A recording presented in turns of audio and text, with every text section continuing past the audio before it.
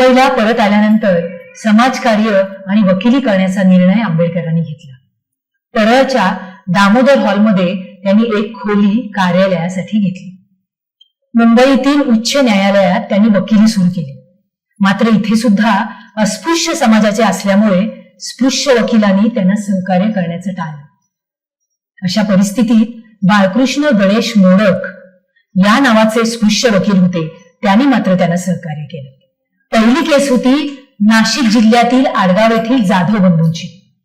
वर्षभर त्यांनी ही केस चालवली आणि त्यात ते यशस्वी झाले. देशाचे दुश्मन या पुस्तकावरून सत्यशोधक चळवळीशी संबंधित चौघांचे अपील लढवून त्यांनी निर्दोष ठरवलं आणि आंबेडकरांची यशस्वी वकिलांमध्ये गणना होऊ लागली. शहापूर तालुक्यातील किन्हवली येथील व्यापाऱ्याची केस सुद्धा त्यांनी ठाणे सत्र न्यायालयामध्ये 2 मिनिटात युक्तिवाद करून निर्दोष सोडवली. अशा अनेक महत्वपूर्ण खटल्यांमध्ये आंबेडकरांचा सहभाग होता. 1935-36 मधील वेटिंग फॉर अ व्हिसा हे आंबेडकरांच्या अस्पृश्यांसंबंधी असलेल्या आठवणींची नोंद केलेलं आत्मचरित्रपर पुस्तक कोलंबिया विद्यापीठात पाठ्यपुस्तक म्हणून वापरलं जातं.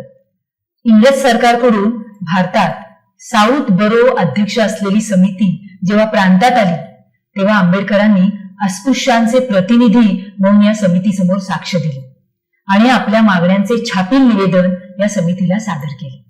अस्पृश्यांच्या प्रश्नाचा पाठपुरावा करण्यासाठी त्यांनी मूकनायक हे पाक्षिक सुरू केले आणि त्यासाठी त्यांना राजर्षी शाहू महाराजांनी आर्थिक सहाय्य केले.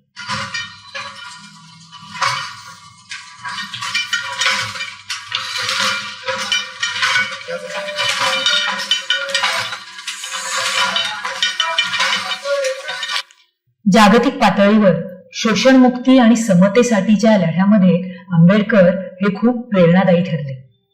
ठिकठिकाणी सभा घेऊन ते अस्पृश्यांच्या हक्कांची मागणी करू लागले आणि याचाच एक भाग म्हणून कोल्हापुरातील माणगावात अस्पृश्य परिषदेचे पहिले अधिवेशन झाले.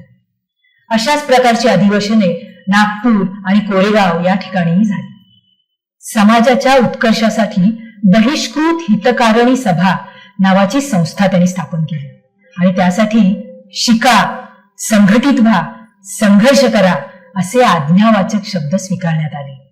संस्थेने भूदल, नौदल आणि पोलीस खात्यात भरतीची मागणी केली.